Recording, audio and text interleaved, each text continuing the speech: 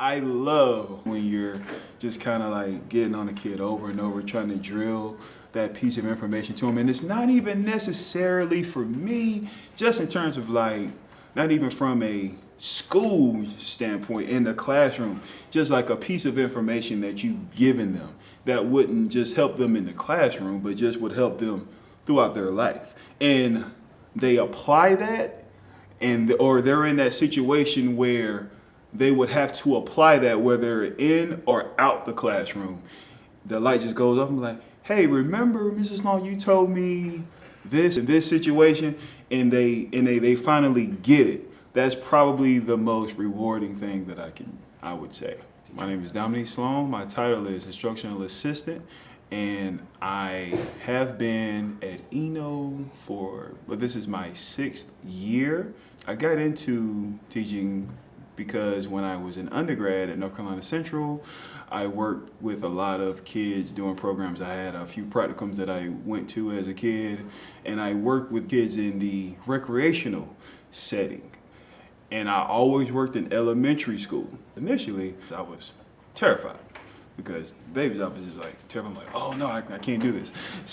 But once I did it, I really developed a love of working with kids, and they're always very eager to learn. They're very eager to please too. The challenges in the beginning for me, I think, and I can't really say that I'm too sure, but because they really don't see maybe a lot of males in the classroom, was just taking me seriously as a teacher. And there's like, oh, you're gonna be the PE guy, you're gonna play with us, you're gonna jump around and do. No, I'm here to help you and work with you just like any other teacher.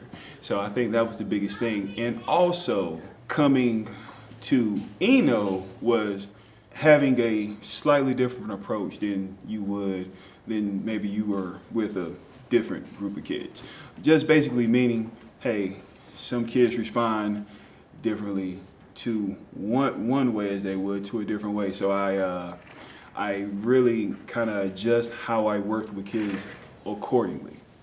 If I was to actually become a full-fledged teacher, at least I would know how to wear a lot of different hats, which is a good thing. And sometimes is, of course, like you said, it's not always something that you want, but you know, the kids are going to come regardless. School is going to happen regardless, and you wear that hat and you wear it the best you can.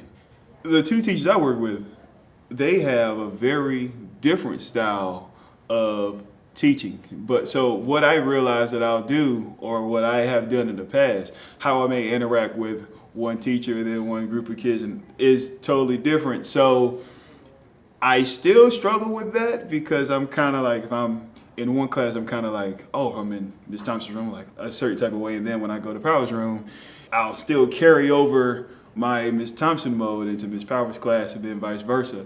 But what they want or what they expect of me may be totally different. And I think that's my biggest adjustment working with them. The Eno community is an awesome group of people. I've developed a lot of really great relationships with the people here in Eno, and you know, it's a second community, and it is a very tight-knit community. Most of the staff here has some type of relationship with everyone or with one another, even whether it's on a grand scale or more of a minute scale, but there's still like a relationship nonetheless. So I love the fact that we do, all of us, pretty much all of us, have a rapport with one another. And that's what I appreciate the most about working in Eno Valley. Awesome. Go Hills.